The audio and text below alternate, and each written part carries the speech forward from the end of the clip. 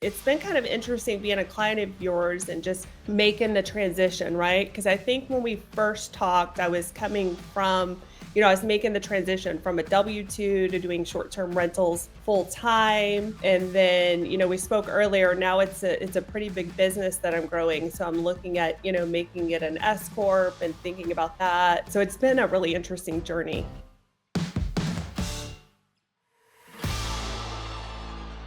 Welcome back, everyone, to the podcast today in Client Success Spotlight. We have Chelsea from Austin. How are you doing today, Chelsea?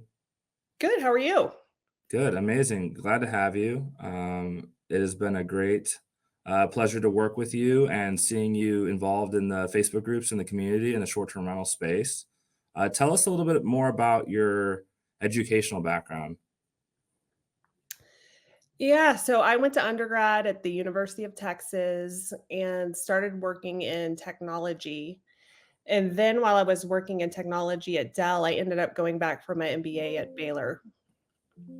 Hmm. So technology. You worked at Dell. That's a pretty prestigious tech company. Seems like they buy. I met Michael Dell one time. Craziest story. Did you? Where at? In Chicago. He was, there's a Dell. I don't think it's their headquarters, but there's a big one in Chicago, and, he was speaking there to people. Yeah, Um, he's the nicest guy and super techy and obviously very involved in the company. When I first started, I would see him just going down the hall. I'd be like going down, to the bathroom or something, and it would just be me and him in the basement. And so I'd be like, "Oh, hey." Fresh out of college at 21, so it was pretty cool. yeah, so I was downtown for a job interview. Can't remember which job, but I stopped at the Starbucks in the middle of Chicago, and there I saw a guy in the back of the corner. He was just waiting for his coffee. It's a suit, laptop case, professional looking guy. And then the barista calls out, Mr. Coffee for Mr. Dell. I'm Oh, like, wow. hmm.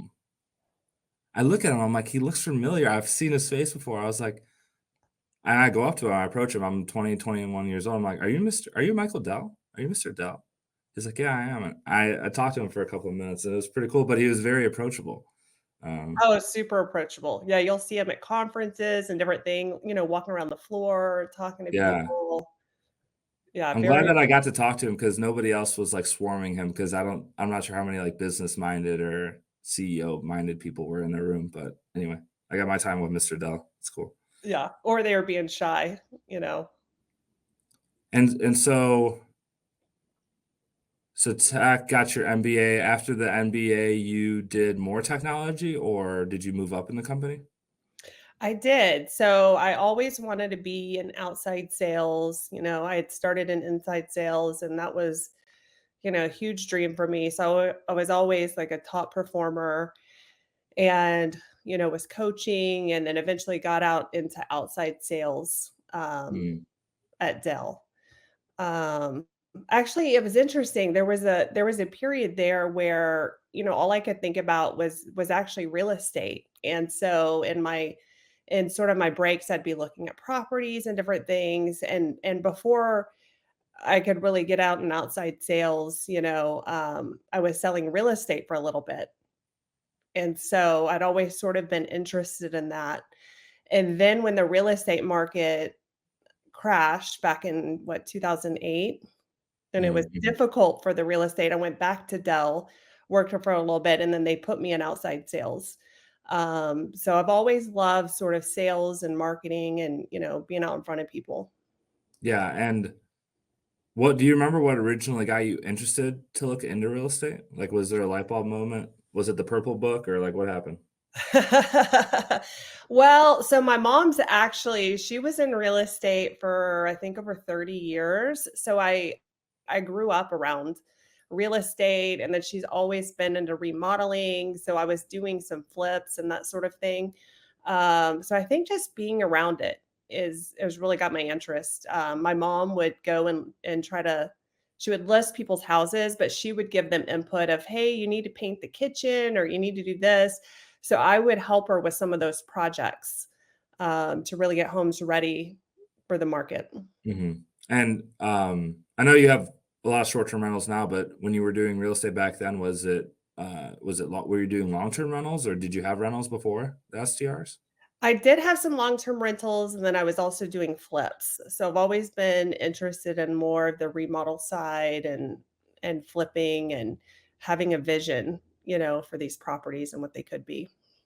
And talk about your first property. I guess what led up to getting your first short-term rental? Were there any early mentors or early sort of findings that you had that gave you the confidence to buy the first property?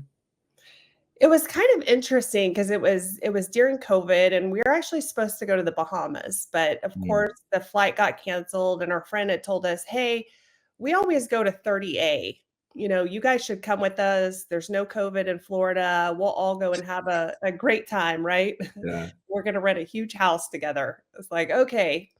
So we ended up going out there and having a great time, and from that, they said, "Hey, we're gonna buy out here." And then we had friends that we had met that owned out there as well, and so we thought it was a great opportunity to buy something and be able to rent and sort of cover the expenses. So I think that was our goal is, "Hey, we'll get to come out here more, we'll have a place, and then, we'll get someone to manage it and at least break even." Does Austin go to, is it Fort Walton direct, or do you go to Pensacola, or what airport do you go to? Yeah, Panama City Beach during, Okay. in season, and then Destin. So it's really between Destin and Panama City. So there's pretty good flights. It's about an hour and a half. And then, today we spend a lot of time out there. So it's been, high season out there and the majority of the year along 30A because we have such a big business out there. And the first property you acquired, what type of loan product did you use? Do you remember? Yeah, so we actually did the second, home loan. Mm, Um, that's what we got qualified for, and that was really the best rate. And one of the reasons too that we decided to move forward was, the STR loophole, which is, it's not a loophole, but a strategy. One of the biggest things we were tired of is just paying so many taxes. We were both really successful W-2 income earners, but we basically had no tax write-offs. mm. So when you're in the highest bracket and no tax write-offs, it was really a struggle. And so it's frustrating. It's like we're basically giving most of our money to the government, or at least it felt that way. So we thought this was a great opportunity to buy a luxury property, get great write-offs, and then obviously be able to rent it out. Was your debt to income maxed out after the first one, or how did you go about getting the second one? Um, I don't believe it was because we were both W-2 and, Mm, then the first one started making pretty good money. Um, and I think, for the second one, I think we ended up just paying cash, which, maybe we shouldn't have. Looking back, because the properties are really doing so well that it would have more than cash flowed, any loan that we would have had on it. so all your properties are in the Destin or 30A area. A lot of properties there don't really do too hot when it comes to cash flow and just overall bookings and revenue. What do you think makes yours stand out compared to the other people or competition? Yeah, so I have an eye for design. It's really being able to figure out the design and the functionality and what people are expecting when they come to the Mm, area. I've seen a lot of properties that give a different aesthetic, maybe that you're going to the mountains or some other place, but when people go to the beach, they want light, airy, pops of color, and then location is key. So a lot of our properties either have really great amenities, they're right on the Gulf. Um, so really trying to find the sweet spot of great location, um, and design. So a lot of the properties I've tried to figure out, the worst property and the best location, and then making it look, really, really nice. worst property, best location, make it look even better than the other ones that are already there. And then how important is the beach access there? Because I've seen condos pop up where it's yeah, it's right there by the water, but you just gotta cross this super busy highway to get to it. Like, Yeah, so it's kind of interesting and something that I didn't expect, but the past, I would say, year, a lot of the beaches have turned private. And I didn't mm, realize how important that would be when we bought a lot of the condos. Now the condos actually own the beach in front, which is very unique to the area. Meaning you could have a condo across the road, but you could have to go a block to the right to try to get to the public access. And then once you get there, it could be super busy and no place to sit. So, all of our condos, we have a house as well that has private beach access, which means you can only use that space if you're staying in the condo. So, one of the condos has a private beach for 36 units, the other one has a beach for 24 units. And then the other one in watercolor has a private beach for, just the neighborhood. So that's sort of a really big selling point, and I anticipate in the next couple years that the property values are gonna go up substantially because of that access. That's really what everybody comes to the area for is the beach. I've never seen your listings before, but I have to imagine that in your headline, there's private beach access in your headline of your listing. Is that right?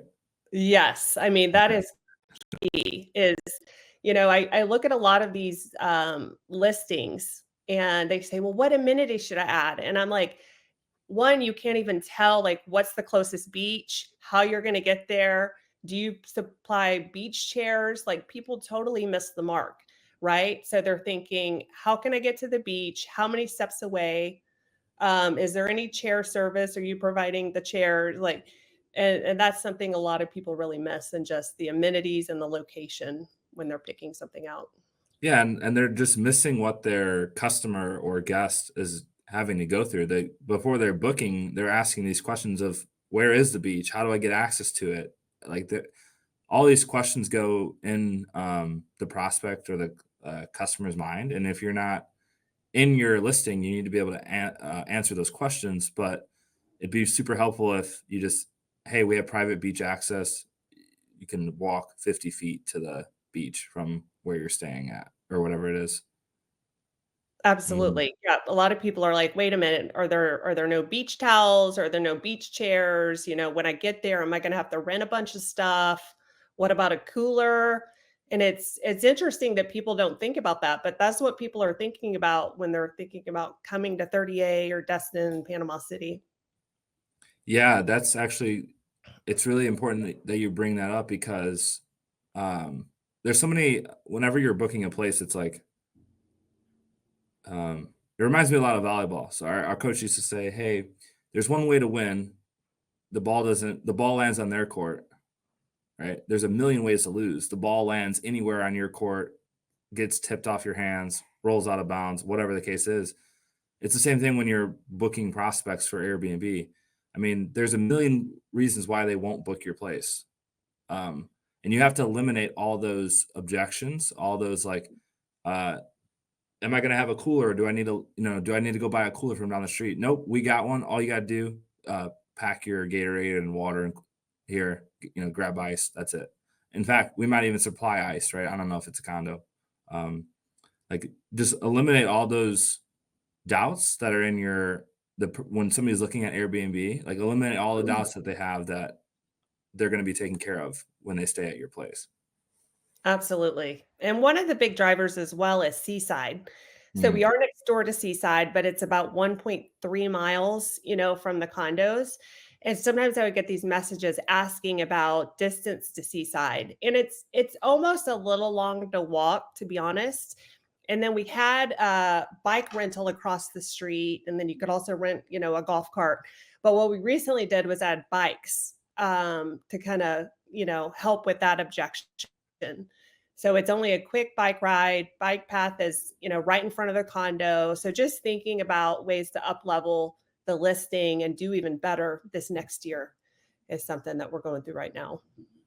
So you got that first one, and it sounded like you kind of piggybacked off your friends. What does your portfolio look like now? So right now we have a luxury property in watercolor. It's a 3 bedroom. We'll probably do about 275 this year on that Wow. one. So really good for 3 bedroom. Then we purchased a condo, and it's kind of interesting. There's 2 buildings in this complex. So the front one mostly has 2 bedrooms. Then there's kind of one that's sort of diagonal, so you get a little bit of a view, but they're half the price. They're 1 bedroom with hall bunks. So that's what we originally started with because I thought this is the perfect location. I think I can get this to cash flow if it looked really good.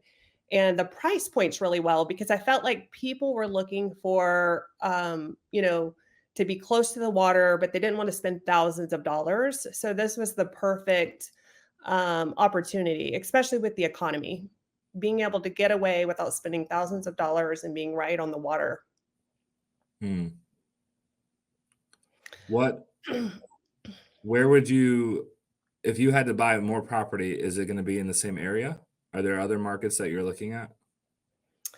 It's kind of interesting. We've gone back and forth. We know the 38 area so well. We are thinking about something in Asheville, but as you know, just the recent hurricane and all that up there. I've looked in the Smokies, but again, super competitive, and it's really how do you stand out, right, from a cabin perspective. Um, we've thought about Austin, being from Austin, but it's primarily the weekend and that sort of thing. So I wouldn't say we're honed in on any particular area. I would say though we did go this summer actually to Cape San Blas, and I don't know if you know where that is. Cape San Blas, is that in that's in Florida, right? Yes, Texas? so it's probably Yeah, about an yeah. hour and a half east. So if you go to Mexico City Beach, it's sort of a little cape that kind of tapers around in Florida. But it's supposedly like 38 was, say, 20 years ago, 30 years Mhm. ago. So it's a bit more remote, but very beautiful, and I actually have a friend out there that's having success doing new builds right on the water. And so I think that's really the next boom, the we'll see that's sort of close. So we've thought about doing something out there, as well. So I've definitely have my eyes on different opportunities and trying to figure out, kind of our next move. What airport is by Cape San Blas? So the closest one would be the Panama City Beach. Mhm. And that's sort of interesting because it's not super close, right? It'd still be like an hour, hour and a half away, Yeah. but a lot of people drive in. So you've got people driving in from all over the Southeast. And when they go out there, they're thinking, you know, I want to be more remote. I don't want to see people. And I will say we went this summer and it was incredible because my son and I went crab hunting. We didn't see a soul on the beach, and we're going and just these huge crabs just like every few minutes. I think we got 8 of them in about 15 minutes. And just the wildlife. We went fishing. We saw sharks and dolphins, and it's a lot of it's been sort of untouched, if you will. They have a bay side and then a beach side. So it's really kind of cool out there. Crab hunting, did you keep them or you put them back? No, no, we just, put them in a bucket and a Okay. net and go, "Ah!" and then throw them back. Okay, gotcha. So don't tell me hunting because I think about hunting and, yeah, other things enter my mind, but, um, Oh, where that's yeah, we did not eat them. and you were saying earlier how you're helping other people. Are you doing co-hosting or management? I am. I'm doing full management now. I sort of started with co-hosting and coaching folks, but now it's mostly, full management. Mm, A lot of people approach me either they're not finding success or, they've had some issues with their current property manager or, their negative cash flow. So I really have an eye of just taking a look at the property and really helping them find success with that property and really the strength. So it might be design, it might be really just remarketing the property, listing optimization, and then I'm also really good at revenue management. And that's really something people don't understand, but really thinking about the seasonality of the Mhm. area and the minimum night stays and the pricing to get those bookings during the off season is really key. That was gonna be my question. What are some of the big mistakes, or if there's one big mistake that a lot of the property managers are making? Is there, like, a couple of big mistakes that you see they make? I would say a lot of them tack on a lot of fees, and I would Mhm. say the challenge with the economy is people are more price sensitive. Yeah. So if they go to check out and it's, "Hey, it was $3,000," but then when they go to check out, it's $5,000, a lot of people might not move forward with the reservation. And what I tell owners is if they have a budget of, say, $5,000, they don't care if it's, the rental or the tax or the fees, you really need to figure out of that 5,000 how much you're gonna be getting back. Because a lot of these property managers say, "Hey, it's a 20% split," but then they're charging all these fees to the guests where it ends up being closer to 40%. And so Mm. that's why they feel like, "Hey, yeah, it was supposed to be a 20% split, but at the end of the year, I didn't make any money." So I would say that. And then a lot of them, when they get so big, it's really difficult to scale and have an individual marketing plan for that particular property. So they sort of use this peanut butter approach and have like the same descriptions and the same pricing, and that just doesn't work very well on an individual property.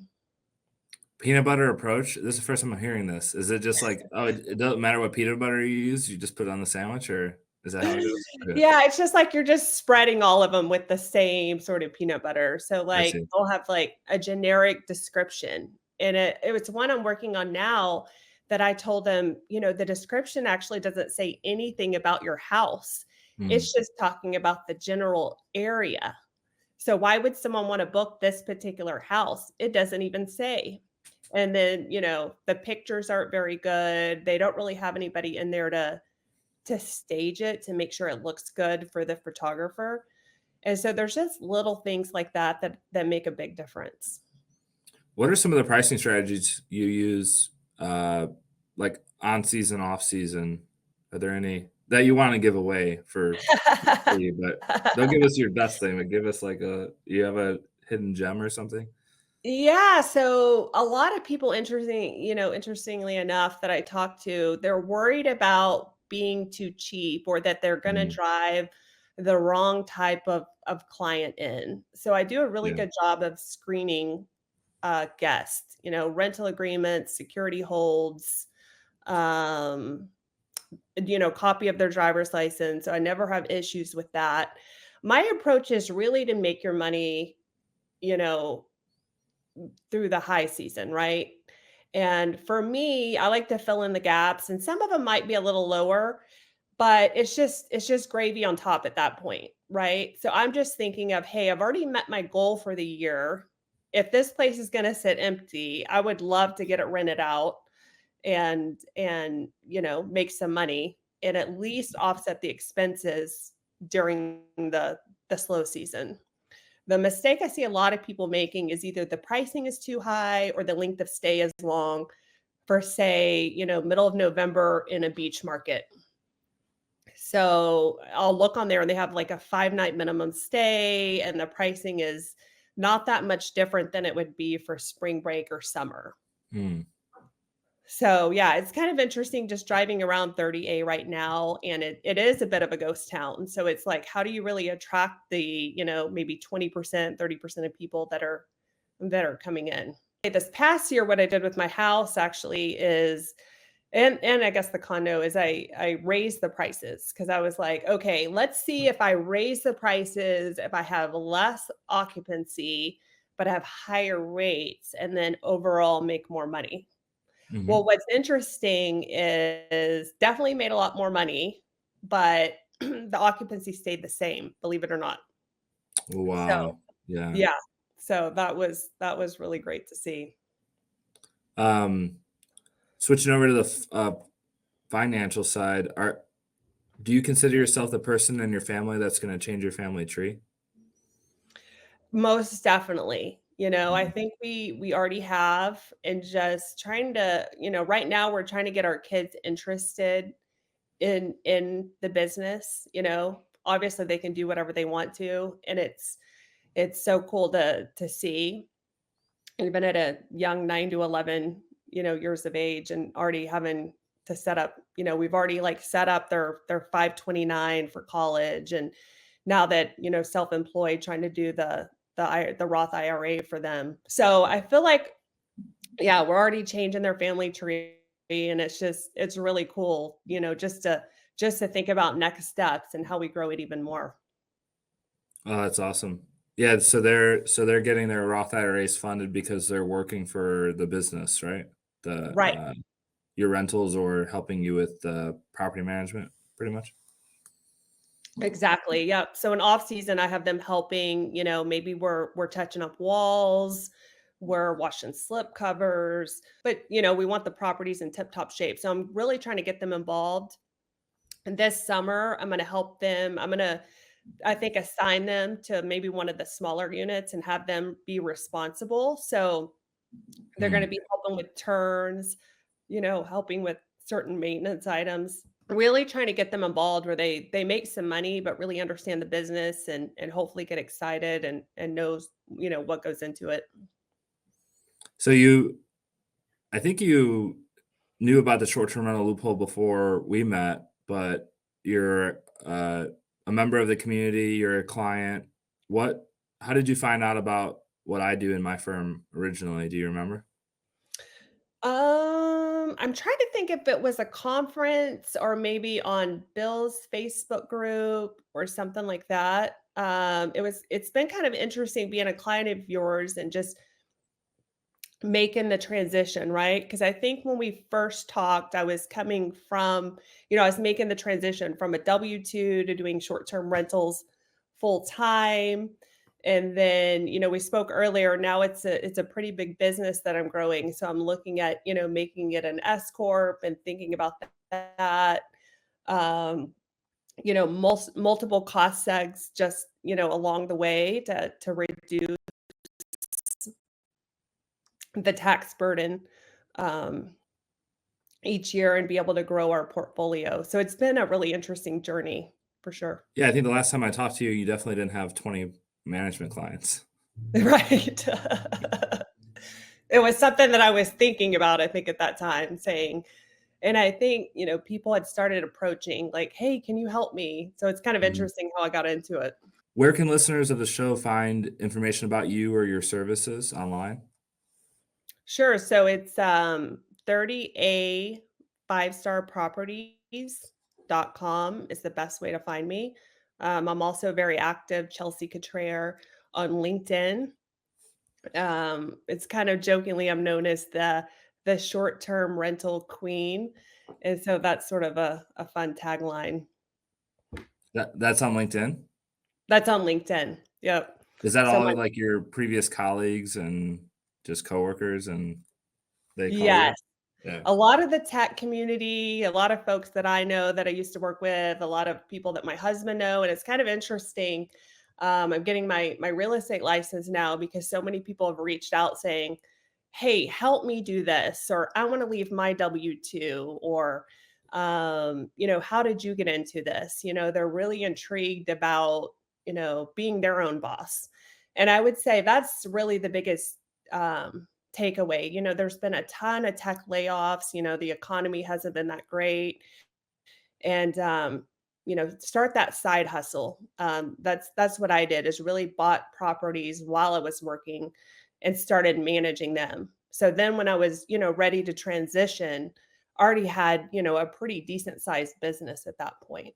I Well, think a lot of people want to yeah. quit and then immediately go to it, but go ahead. I was gonna ask you what your biggest tip is, but I think you just gave it to us, is, uh, don't just go all out, like, don't just leave and go all out. Start building it slowly, like, get on base, get that boat close enough to the dock so you can actually jump off instead of have to swim from sea, right? Yes, exactly. A lot of people are like, "Hey, I'm ready to quit tomorrow." And I'm like, "Well, don't do that, you know, get a few under your belt, have some success, and it'll obviously quickly grow." But it's kind of interesting because my husband had told me, you know, I should have left even a year or two prior, but it was a good journey and I'm pretty happy about it and obviously happy where we're going. Awesome. Thank you so much. Yeah, no, thank you.